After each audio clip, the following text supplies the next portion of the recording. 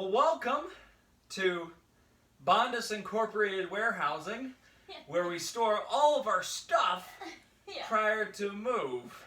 It's definitely a bit of a mess back there. Not quite as nice for our setting here. Definitely a bit of a mess would be an understatement.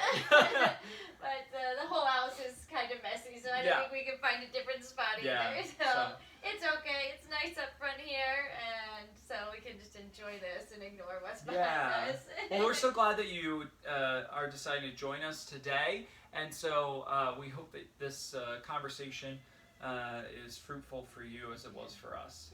Yeah. So last week we talked about 4 of the 8 pillars of joy. So in those ones we focused on the pillars of the mind, and so those were perspective, humility, humor, and acceptance. And so this week we're going to finish out the other 4 of the 8 pillars of joy, and the other one's connected to the heart. And so they are forgiveness, gratitude, compassion, and generosity. And so first we're going to start off with forgiveness. That's our first chapter we read today. So starting off in this chapter, they gave us some really good examples. Some incredible examples of forgiveness. True examples of forgiveness. And so in the first example, South African mothers faced their children's murderers during a truth and reconciliation session. So they were black mothers. Their sons were murdered by, I don't know too much about the murderers, but white people in South Africa. And so they're at this session, and we know that Bishop Tutu was the leader of this. And at first, one of the women was so angry that she took her shoe and threw it at the murderers. She was overcome with her anger, and so they took kind of a time out and stepped away and talked amongst themselves, and eventually came to a point of forgiveness where all of the mothers could agree on forgiveness. And so the spokeswoman, another one of the mothers, spoke to the murderers, and she said to them, "My child, we forgive you." So she, it's one thing to say, we forgive you, that's big, but then she said, "My child." This is someone who murdered her child, and she's calling them her child. That takes a lot, for sure. The other example then takes place in Northern Ireland, and a man, Richard Moore, was a child during the Troubles in Northern Ireland, a very violent time there, and he was blinded by a rubber bullet when a British soldier shot him in the face when he walked to school when he was just 9 or 10 years old. Okay, so obviously innocent, but was blinded and shot by a soldier. Okay, so as an adult, he wanted to meet this man who shot him, meet the British soldier, and he did. He expressed his forgiveness to him, but it even went so far as they became very close friends with one another, despite what had happened in their past. All right, so with those 2 examples, what enables these individuals to express forgiveness even after such atrocities and pain? Well, I think in order to for anyone to give forgiveness, you have to be willing to release or give up the past. Not that you forget it, but that you just are able to separate yourself from it and not become stuck in the past. So that's what I think would enable them to be able to do it. Right, because obviously it does not make it what happened in the past okay. In no way are they saying that, but in order for them personally to move forward, it would do no good for them to hold hatred in their hearts. It would only allow them to stay in the suffering, to stay in the pain, and not enable them to move forward out of it. So when we see people grant forgiveness, we always are amazed by that when it's in such extreme cases, and we think about how could you forgive that person? They don't deserve it, or you just focus on the other person, and we really should think, how can forgive me. Sure, I do.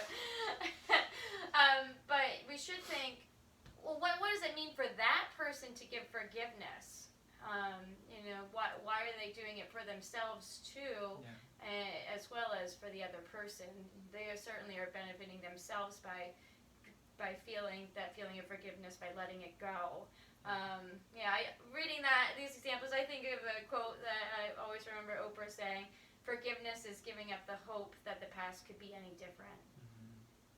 They lived in these environments where clear-cut examples of one side against another. In Northern Ireland, it's the Catholics against the Protestants, and it's not individuals' faults. All of them are being taught the same things, grown up to feel hatred, and the same thing in South Africa with the whites and blacks, that they're being brought up that way, and it's their world. It's the way that it is. So,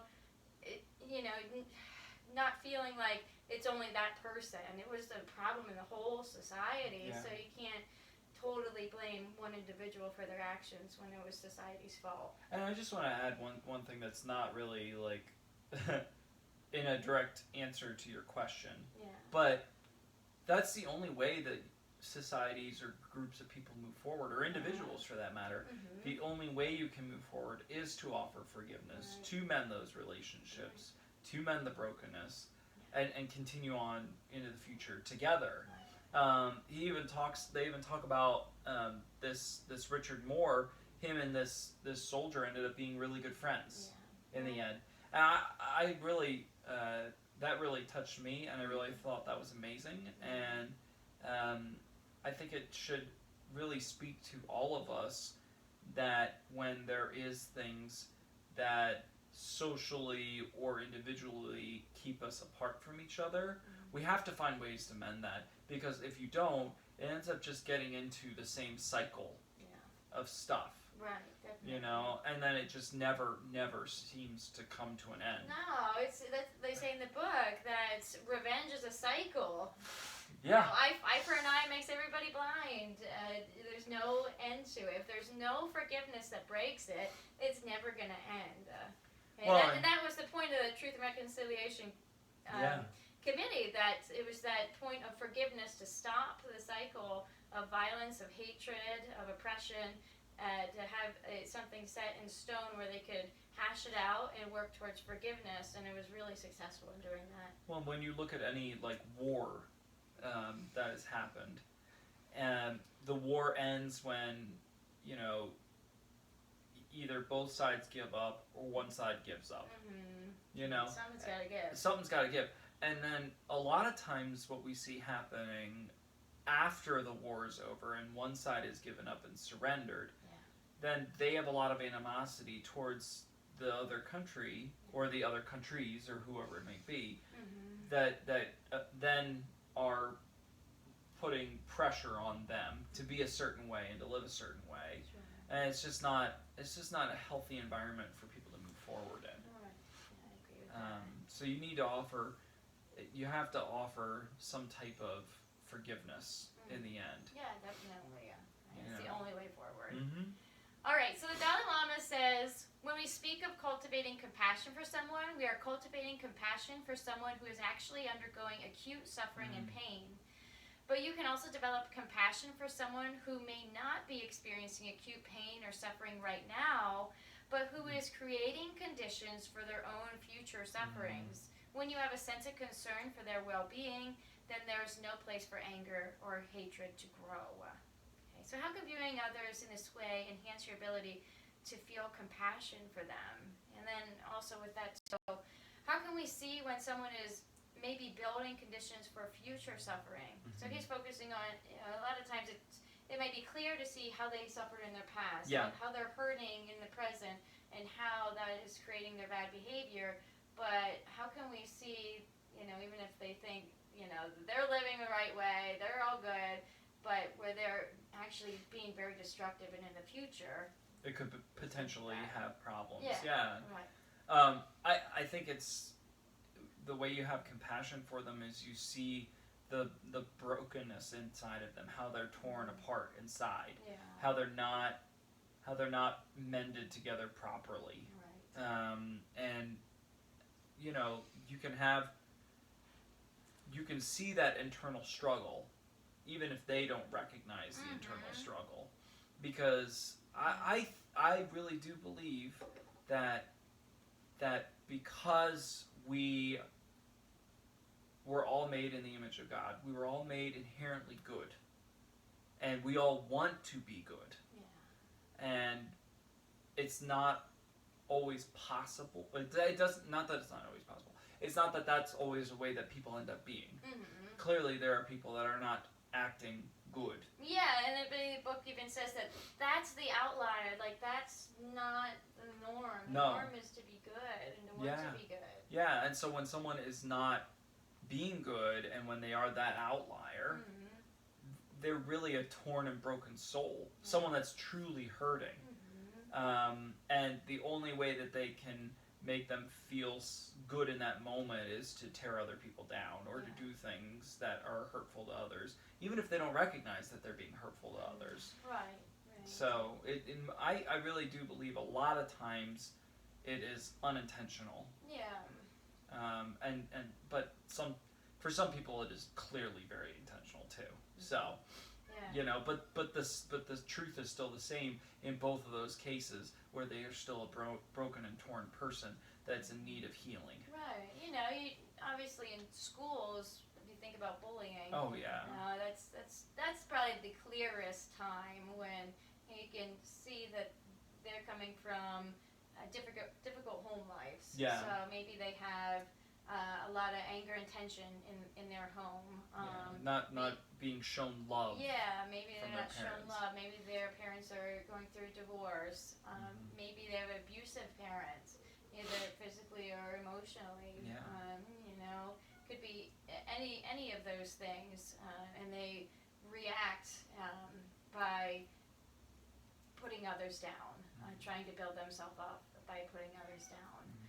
But it could also be in adults too. Maybe they themselves are the ones, in a difficult marriage, or maybe they just lost a parent.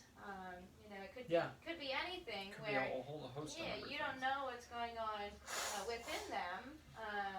Maybe even like Bishop Tutu, where he had regrets on his relationship with his father, and he was never, once his father passed away, he was never able to redeem that or have a second chance, and that could eat away at somebody and cause them to act out in cruel ways to others. So you just never know what's going on.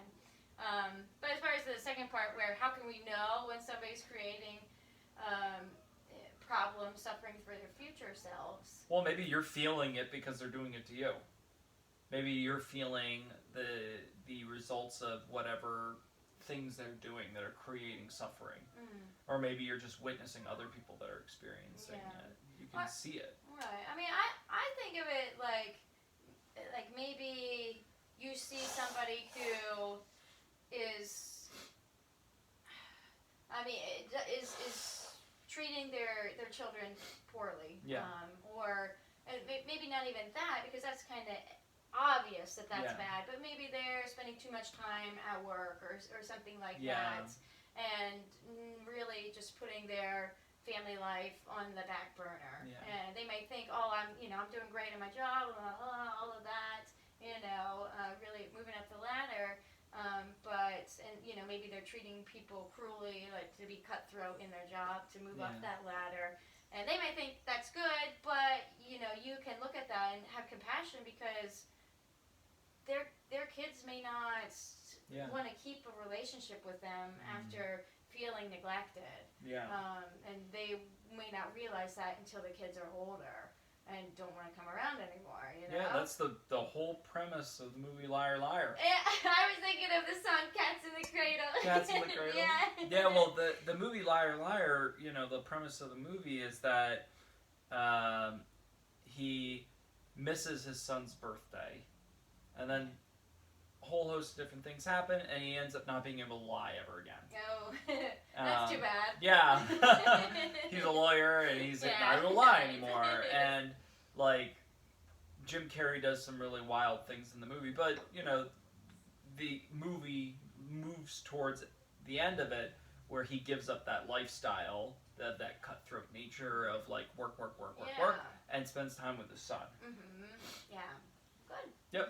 Happy ending. Happy ending. All right. So, is forgiving forgetting? And then also, can someone be forgiven and still face consequences for their actions? No and yes. Okay, explain. So,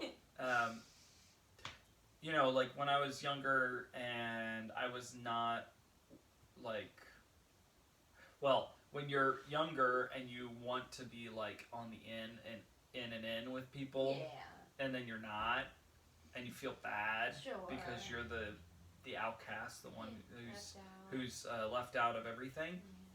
That can be really hurtful. And I remember talking to like my Aunt Linda about this, and she said this exact same thing, that you forgive people, but you don't have to forget what they did. Right, and you don't have to give them a million chances either. No, you know? no, and I think that's what she was really saying to me was, one, you can't forget what they did because you don't want to continually put yourself in the position to get hurt. Right, because they'll just take advantage of that, and that's, they're bullies. And that's why, you know, like what you're saying, you don't want to be put in that position over and over and over and over and over again. Well, you have to remember what happened before to know what their tendencies are and where they're going to end up going. Yeah. Right.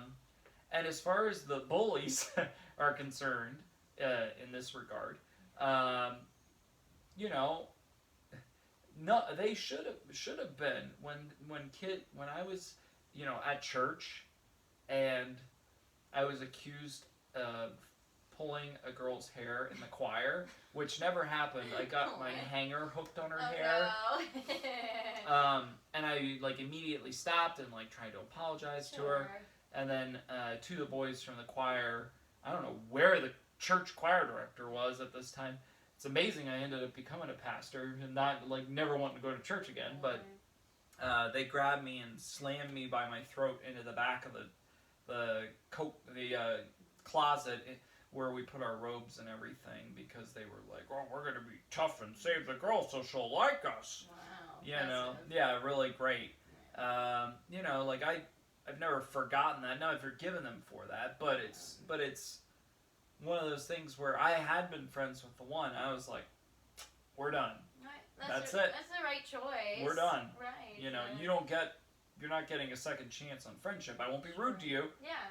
But we're done.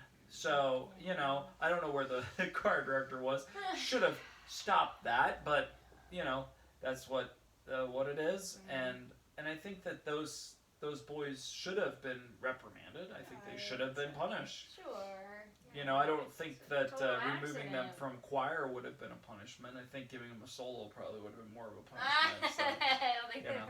like that. All right. So then, Archbishop Tutu said, "Without forgiveness, we remain tethered to the person who harmed us." Yeah. How is that so? Well, because you're constantly thinking about the person that harmed you. Yeah. You're stuck there. So you need to forgive it so you can let it go and move on. Right. If something's just eating at you your whole life, then it's time to get rid of it. Like so many times, the person who did the thing wrong has forgot about it. They're not like living in regret. Oh, I shouldn't have done that. They're like, oh, I didn't even remember that. But if you're letting it eat you up inside, then you're the only one hurting from it. Yeah. And so it's best to try to let it go. And let it go, let it go.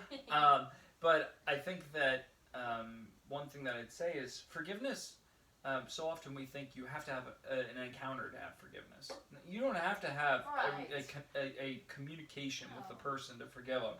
You can forgive them without communicating with them. In your own heart. Now, maybe sometimes it would be really, really good to do that because it could fix things that are happening. Yeah, but at the open same the time, dialogue and allow that person to realize, hey, you hurt me. Yeah. You know, that wasn't right to do that. But if you're in like a really abusive situation, you should not put yourself back in that position. Right. But you can still do these acts of forgiveness without putting yourself in a position to get harmed again. Yeah, definitely. So. Okay. Is forgiveness a sign of strength or weakness? Oh, if someone doesn't forgive, they're real weak. If they can't like let stuff go, then that shows a spiritual weakness, and it shows a moral weakness, and a maturity issue. And so, yeah, I would say that forgiveness is definitely a sign of strength. Yeah. To be able to engage with a situation that was so harmful and hurtful to you, and yet still offer grace and compassion and kindness to someone else who really harmed you. Yeah, that takes a lot of strength, for sure. If anybody who would say that forgiveness is a sign of weakness has never tried it. Yeah. Yeah. Anybody could say it's easier to stay angry. Yeah. It's easier to desire revenge than it is to have compassion for somebody who's hurt you. Yeah, for sure. So for that one, just try it. You could answer that question. Give it a whirl. Clearly. All right. Why do we admire people who choose forgiveness over revenge? Because allergies. I will forgive the trees when my medicine starts working. Yeah. I would say that we admire people who choose forgiveness because we look at their situation and we're like, oh my gosh, I could never do that. Right. It goes right back to the last question. Yep. It takes a lot of strength to forgive, and it takes nothing to want revenge. That's just like your first impulse. If we're led by anger, and we allow that to take over, then we would choose revenge. Yeah, but it's pretty universal that anyone would say, that's amazing. So it's universally admired by everyone. Yeah. I can't remember if I talked about this example in previous weeks or not, but I think about that shooting that happened at an Amish school. Oh my. I don't think you did talk about it in this study. Okay, I think maybe you did with a different else. book study at one point, but Yeah, but for the parents to all join together and say that they forgive him, it kind of shocked the world, it inspired the whole country. Yeah. Everybody talked about it and was just admired it so much. I know there's even a book written on it, but it was just so incredible and so inspiring. It made so many people really look up to the Amish community for their ability to do that, how they were so strong in their faith that even when some outsider had nothing to do with them at all, no connection whatsoever, just really caused so much violence and death in their close-knit community, for them to reach out and express that forgiveness. Really inspiring, really amazing. Yeah. Okay. Archbishop Tutu said, often the people that we have the hardest time forgiving are the people who are closest to us. Why do you think that is? But it goes back to some of the questions we had in earlier weeks. Yeah. And I said at those times, and I think that it's still true now, that it's hardest for us to forgive the people that are closest to us because we expect so much more of them. I don't have, if I just meet a random person on the street, I can't have any expectation of what they're going to be like. Yeah.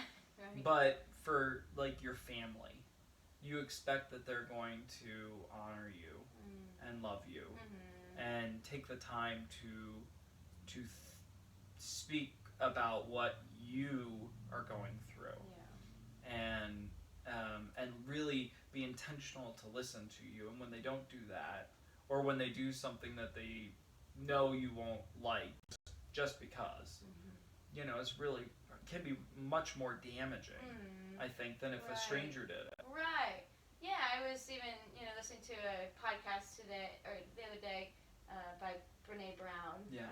And, she mentioned in that often, a lot of times between, siblings usually, but it could be a parent, unfortunately, too, where they know your weaknesses, your vulnerabilities. They know what will hurt you, what you're sensitive about, where your pain lies, and in certain moments dig into that because they know where it hurts. Yeah. They'll say something that they know you're insecure about. And they're mad at you. Yeah. They'll do it. Just to really hit you where it hurts because they know where to hit. It hurts.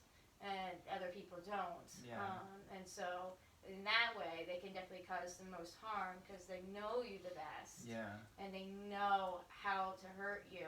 Yeah. And so it's really painful Yeah. when that happens, especially when they're, again, the people you expect love from. Yeah. At least in those moments, I chuckled to myself when I read that question. Yeah. I thought to myself, at least in those moments, if it's family especially, I feel real comfortable saying my mind in those moments too. So, right. So at least you could like move towards reconciliation much faster too. That's true. That's true too. So you would be more open in admitting like that's not right, or you shouldn't say that, or that hurt me. Yeah. All right. Archbishop told a heartbreaking story of a time of missed reconciliation. A part of his life that still weighs heavy on his heart, and I alluded to this earlier. So his father was an alcoholic when he was younger, and he was often abusive to the Archbishop's mother when he drank, and the Archbishop saw this happen when he was younger. He held anger in his heart against his father at the time when it happened, because he was so little he could do nothing to stop it. But he held on to that anger for much of his life as well. And so as he grew up, as he became an adult, the Archbishop made a quick trip to see his family. They were traveling, and they just popped in to talk. And so he was in a rush to like get in, get out. So he didn't want to stay long. He was irritable. He was tired from the journey. It just wasn't a good time for him. And so as they were getting ready to leave, the father kind of pulled him to the side and asked if he could talk to him. Really made it seem like it was something very important they wanted to talk to him about. And Archbishop just blew him off. And just brushed him to the side and said, I don't have time right now. Some other time we'll talk. And as he said it, was something, it's something that you see in a movie. You can't even imagine in real life. But his dad passed away that very night. And so he obviously never had a chance to have that conversation, to know what his father was going to say. And, just from the sense that the Archbishop had for how he was approaching him, he kind of had an inkling that it might have been about how he was when Archbishop was younger. It could be possible that he was going to ask for forgiveness, to express his sorrow for his behavior and the hurt that he caused. The Archbishop, because he brushed it off and did not create time for his dad at that moment, he, unfortunately, will never know, and really is still really hurt by that. Just that sense of never knowing and how he acted in that moment. And so, how do you think this moment, this experience, may have impacted the Archbishop's thoughts on forgiveness? I think that he would say that you need to give it time. You need to give it its space and give it its proper due. Put energy into it. Right. And not allow for opportunities to slip by when they present themselves, because life is so fragile, and we never know when there won't ever be an opportunity. So if you need to work through those things, do it. Right, for sure. They can't wait. No.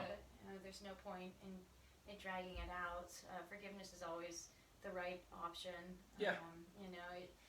Obviously it's hard in the moment, but it is the right choice. And so, give time for those conversations, and to express how you feel in that way, so that, for the father to be able to ask for forgiveness, and for Archbishop to be able to express that forgiveness that he felt toward his father.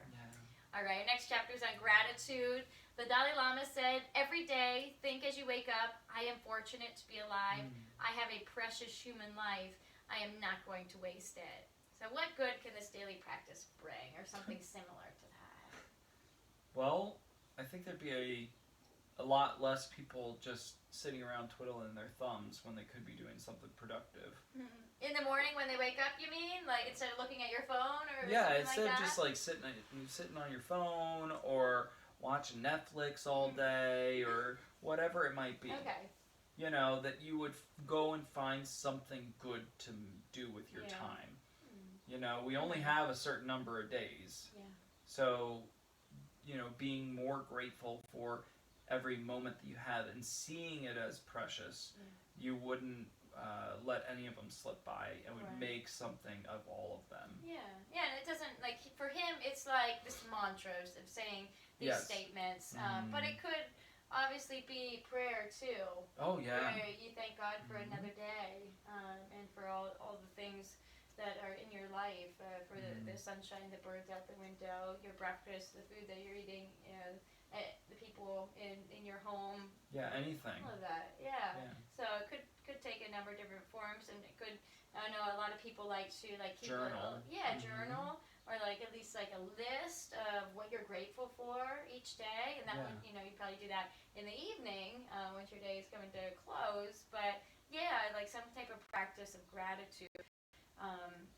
Luckily, it's really becoming popular. Oh yeah. Yeah, like everybody's trying to like, you know, take like self-care and thinking in this way of focusing on gratitude for the, you know, benefits that it does create for yourself. It's kind of like inspirational thinking too. Yeah. You know, it's very similar along those lines. Right. Yeah. Okay, so Douglas Abrams writes, gratitude is the elevation of enjoyment, the ennobling of enjoyment. Okay, how does gratitude go beyond enjoyment?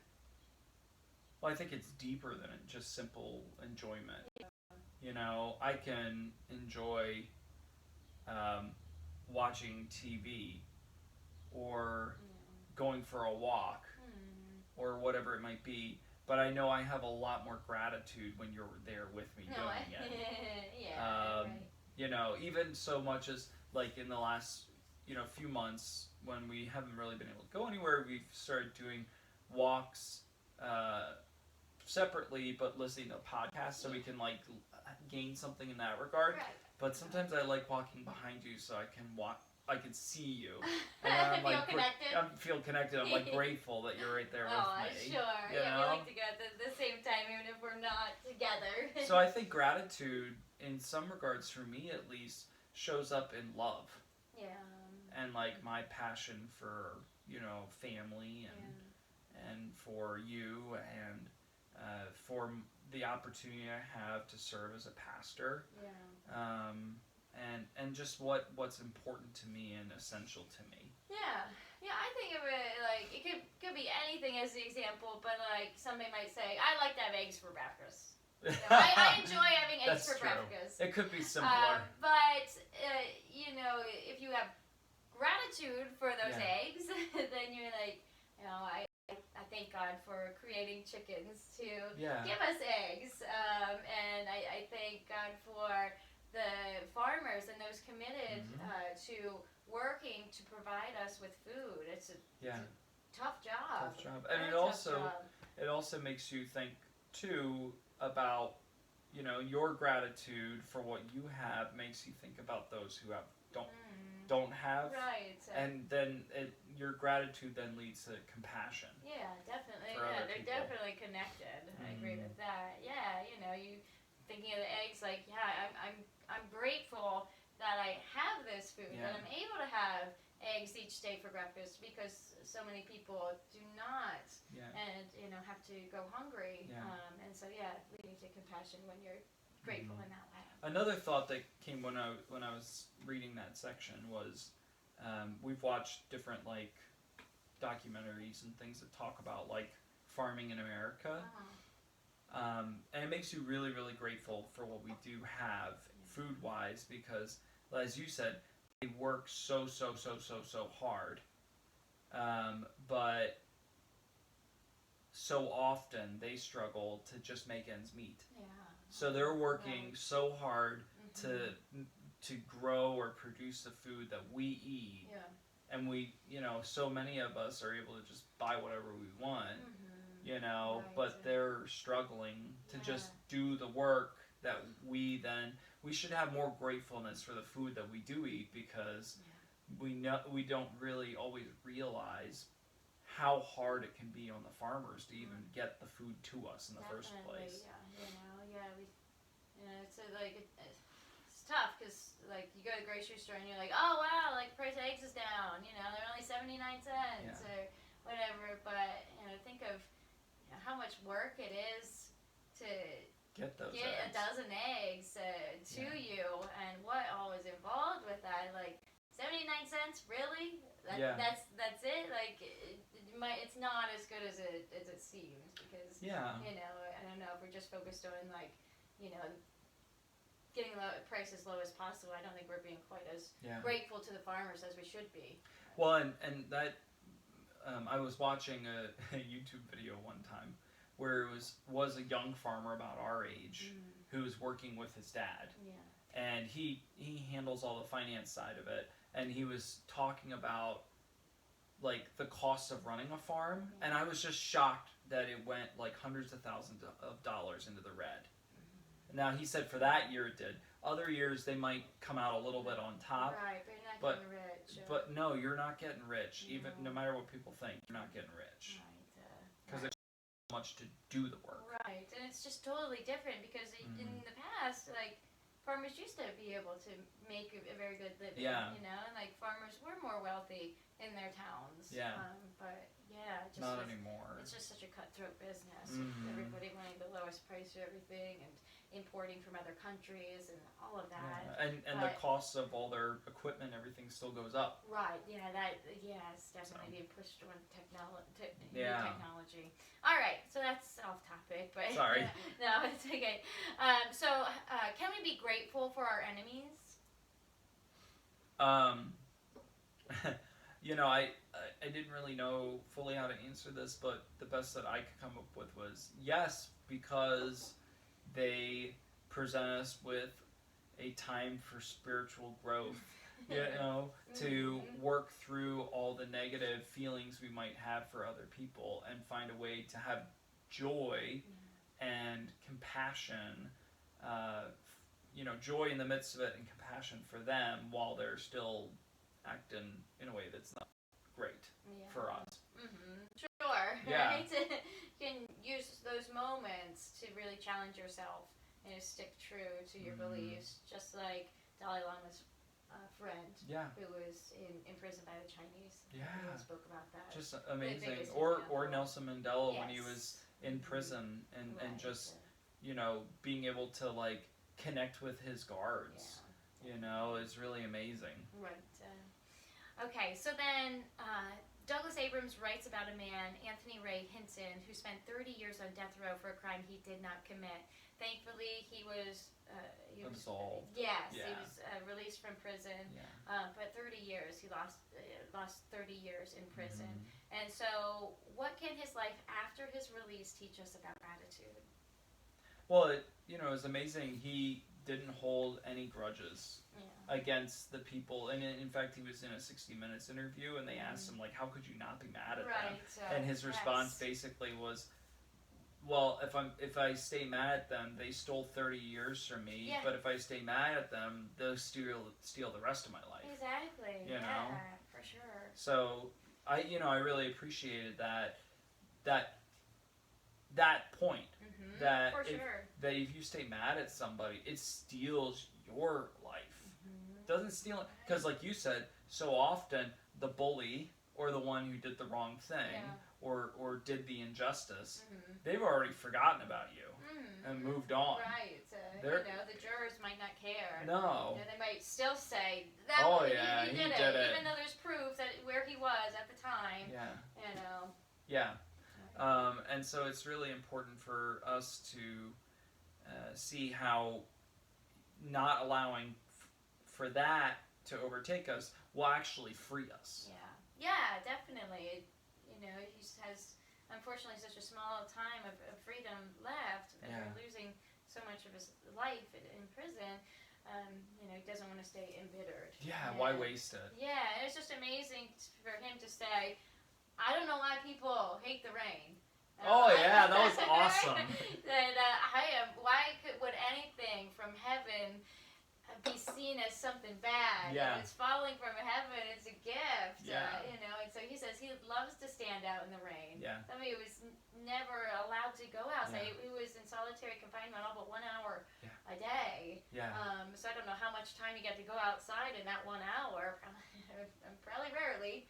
Yeah. But yeah, for him, just the ability to be outside and to feel the rain, and we should all be grateful for rain. It's necessary. And, for people that are in solitary confinement, a lot of times, even when they get to go out, yeah, they're in a solitary outdoor cell by themselves. Mm-hmm. I've watched videos where, they talk about that, and they'll just be like, "Here's a tennis ball," and that's their hour out. It's just throw a tennis ball by yourself against the wall. Right, Great. Yeah, right.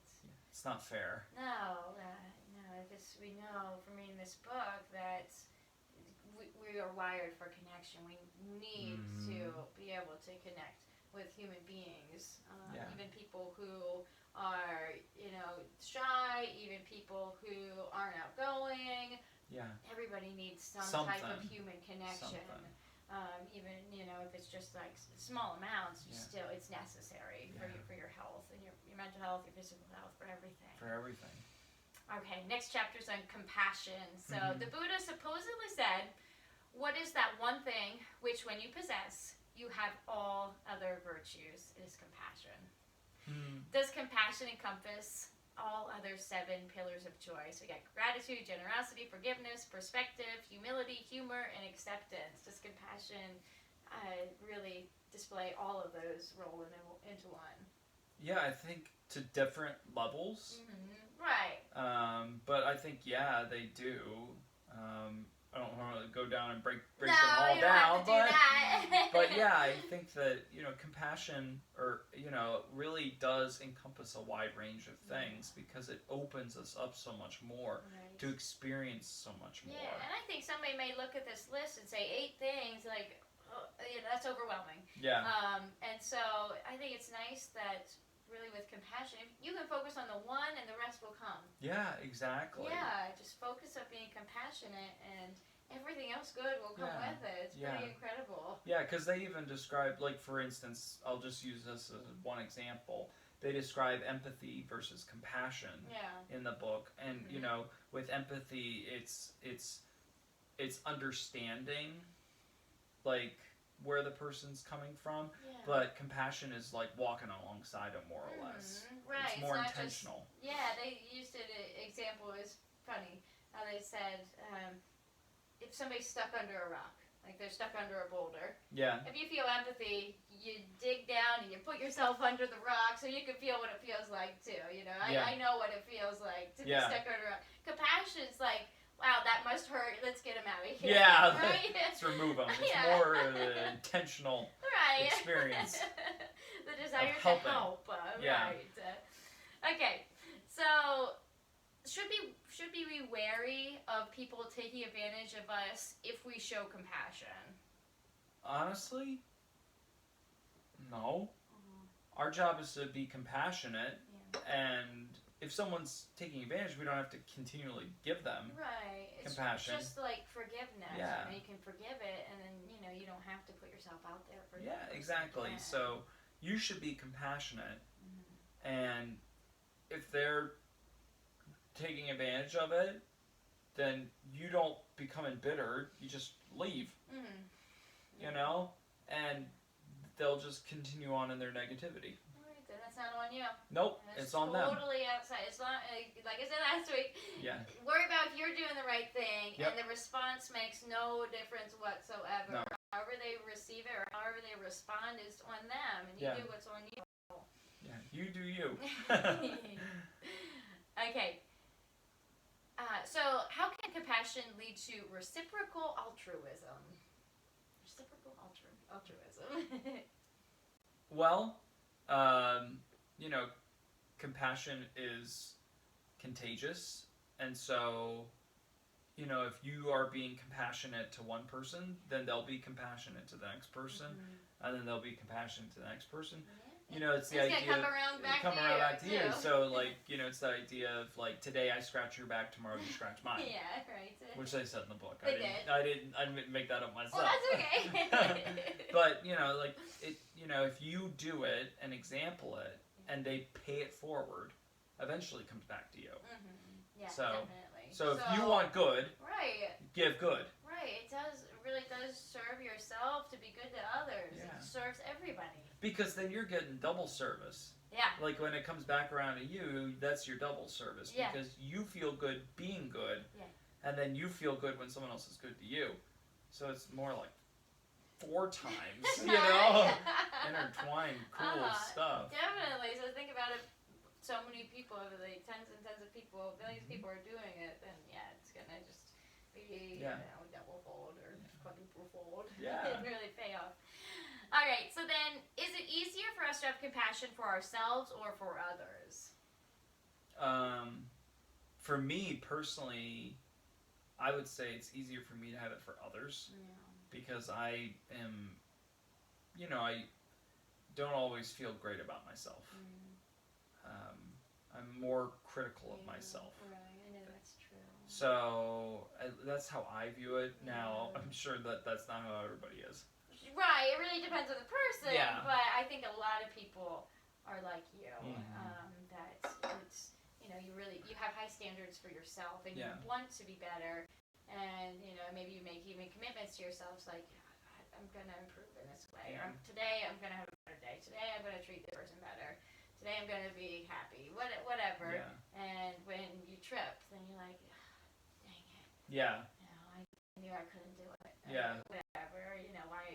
Why am I so figures. Why am I so lacking and whatever? Yeah, figures, right? Yeah. Okay, so then the next question relates to that. Jimpa said, lack of self-compassion manifests in a harsh and judgmental relationship with ourselves. Many people believe that unless we are critical and demanding, they will be failures, unworthy of recognition, and undeserving of love. So why do we struggle with self-hatred? You may not say you hate yourself, but like you said, you're critical of yourself. Yeah, I think that, when we don't meet our own standards, then we don't feel like we're worthy. And so it becomes easier and easier to dislike who you are and to be even more critical of yourself. And then that just becomes a bad cycle too. I think that's why there's so many people now that struggle with depression. Now, I don't, that's not something that people talked about before. But so who knows, whether, our grandparents' generation had the same level of struggle. Who knows?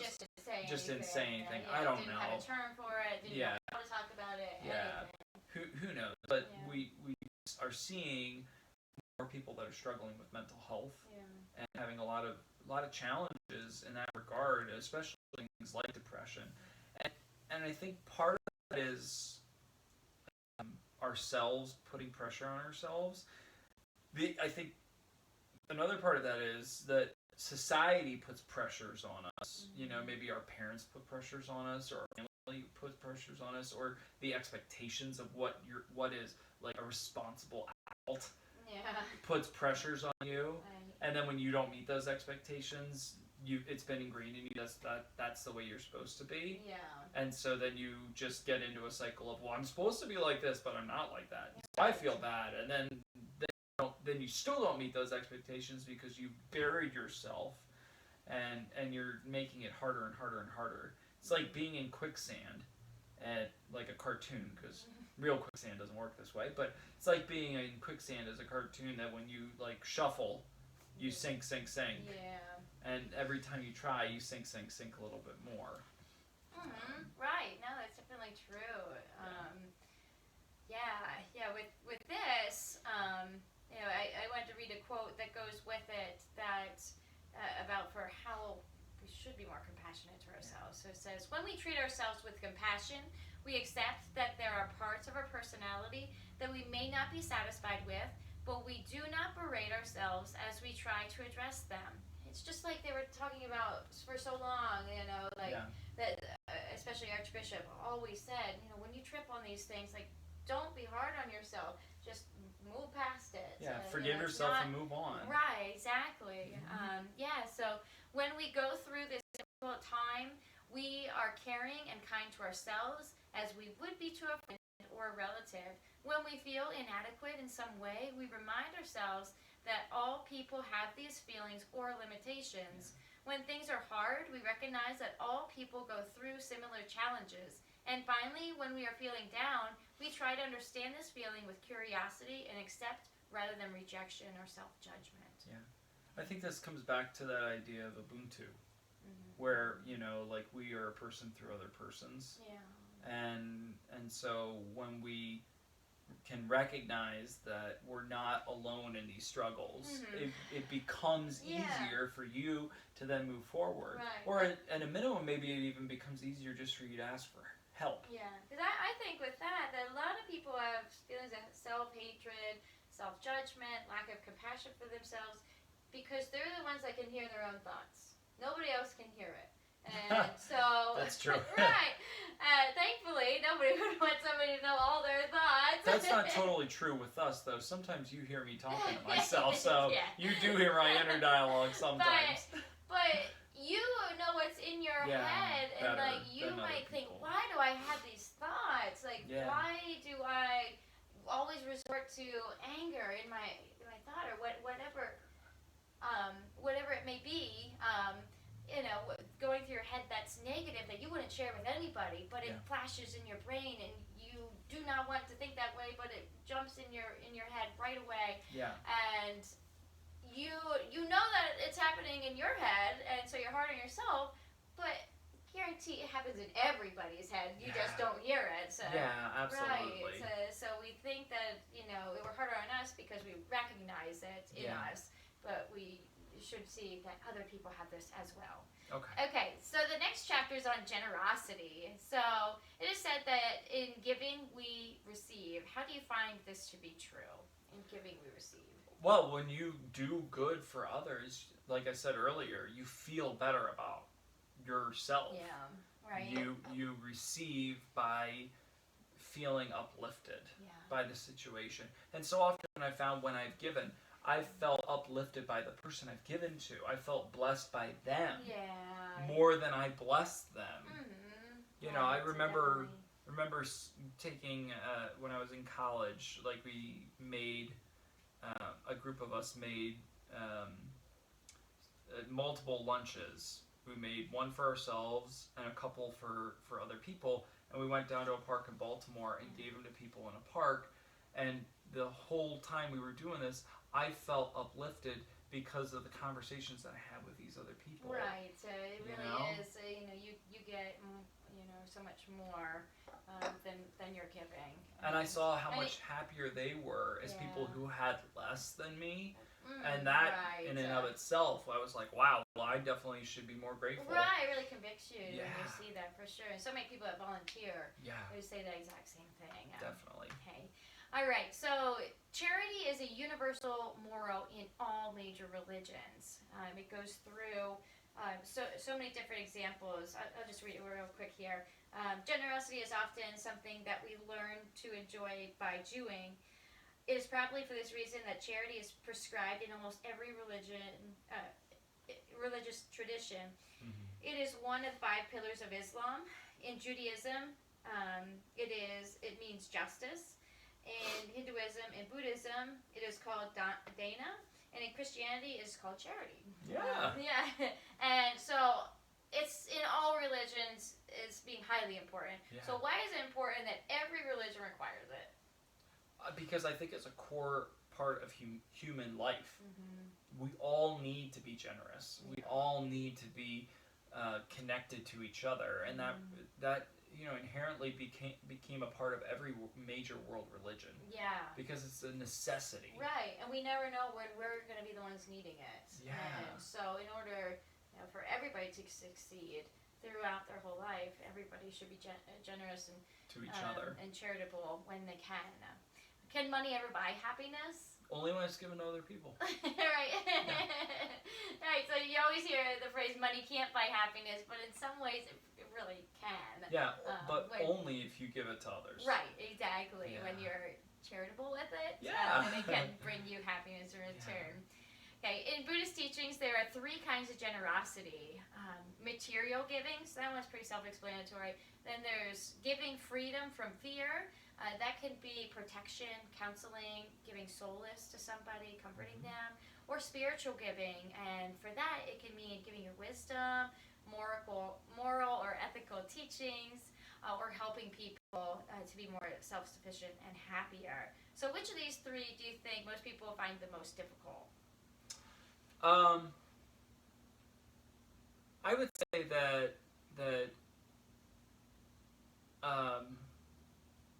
people have more struggles with their moral and ethical teachings, at least from my perspective, because that ends up informing the rest of what they do. Yeah.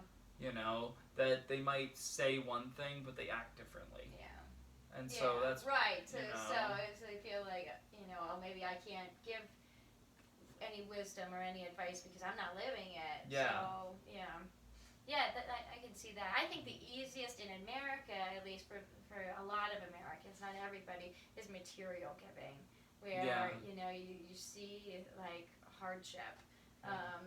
People experience hardship, and so you throw some money at it. Just like here, and now I feel better. When really we need to look into institutions that are causing this. And so much that needs to be fixed rather than just throwing money at it. And of course, money can do a lot of good, and it can meet a lot of needs in the moment. And so it's very good to give financially, but we should also be thinking more deeper too about what else needs to change. Okay, so Archbishop Tutu said, "It helps no one if you sacrifice your joy because others are suffering. We people who care must be attractive, okay? not physically, but we draw people in because they see the good in us. Must be filled with joy so that others recognize that caring, that helping, and being generous are not a burden. They are a joy. Give the world your love, your service, your healing, but you can also give it your joy. This too is a great gift." Okay? How can living joyously itself be a gift to the world? Well, honestly, I think that it's the thing that brings beauty to people's lives. Yeah. That because so much of life is challenging and hard, that if we bring joy to people, it changes lives. It changes perspectives. It can change the whole world. Yeah, definitely. There's the saying that love is the only thing that could change the world. So I really believe that part of love is joy. So right. I think that's we really need to be joyous people, especially when we don't feel like being joyous. Yeah. So they talk about that, just something as simple as just smiling at someone when you don't feel like smiling. It releases endorphins in you and in the other person. Right, smiling as short as 20 seconds can really change your mood. Yeah. Right. I find that's true when you and I have had a disagreement or an argument, and then I'm trying to stay mad, and you start laughing about whatever it is that we've been arguing about, or something stupid I've said, because usually when you argue, you say stupid things. Sure. So I know I do. Well, I know I do too. So when I say something stupid and you laugh at how dumb that comment was, and then I'm sitting there, I'm like, I want to stay mad, and it's harder to stay mad than it would be to just laugh. Yes, I know. It's difficult, but it is good to know those moments to try to switch it to like a positive. A joke, add a joke in there or something. It's to switch to something positive. But just walking down the street and smiling to the people near you can make the community friendlier because it will catch on. So it's worthwhile, even though those tiniest things, as small as a smile, can really make a difference. And mean a lot. So it is worth giving your joy, giving your smile to the world because it's contagious. So. All right. So in closing, I just wanted to read one quote. It had to do with generosity of spirit, and I really thought this was a really good ending point for us here, and we'll close off here. But yeah, let me just go ahead and read through this. When we practice a generosity of spirit, we are in many ways practicing all the other pillars of joy. In generosity, there is a wider perspective in which we see our connection to all others. There is a humility that recognizes our place in the world and acknowledges that at another time we could be the one in need, whether that need is material, emotional, or spiritual. There is a sense of humor and ability to laugh at ourselves so that we do not take ourselves too seriously. There is an acceptance of life in which we do not force life to be other than what it is. There is a forgiveness of others and a release of what might otherwise have been. There is a gratitude for all that we have been given. Finally, we see others in a deep compassion and a desire to help those in need. And from this comes a generosity that is wise selfish, a generosity that recognizes that helping others is helping ourselves. As the Dalai Lama put it, in fact, taking care of others, helping others, ultimately is the way to discover your own joy and have a happy life. I think the whole book was summarized in that one paragraph on page 275. So go back to that one and highlight that, because it encompasses everything in that generosity of spirit, and it tells you how to find joy in your life. And so really, really amazing stuff there. But yeah, we'll go ahead and finish there for tonight. So just one more session. Just finishing the book from here. In this book, we're celebrating the Dalai Lama's birthday, 80th birthday, so we're finally going to get into that celebration. But then we have some joy practices as well that we could incorporate into our lives. So Steph and I will highlight some that are really important to us, and then we'll share them with you, and then we encourage you to look through them and find one that works for you. Right, that you want to try. So just in closing, Steph, which of the 4 pillars of the heart, forgiveness, gratitude, compassion, and generosity, do you find most challenging, and which do you find easiest for yourself? I'm not sure. I didn't really think about this one too much. It's okay. I thought about it. Okay, so I don't know. I would say that maybe the easiest one for me might be gratitude. That is 100% true. Oh, yes. Yeah, being grateful for what you have and the things around you and the things in your life. I think it's good to just step back and think about that. The toughest one for me might be forgiveness.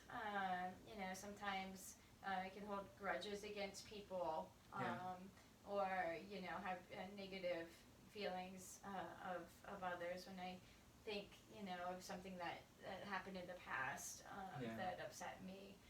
So that one I think is a challenge sometimes. I think a lot of people are going to have the same answer. That's what my answers were too. Really? How funny. Forgiveness is the hardest one for me. And I really wish that I could be more selfish in my forgiveness.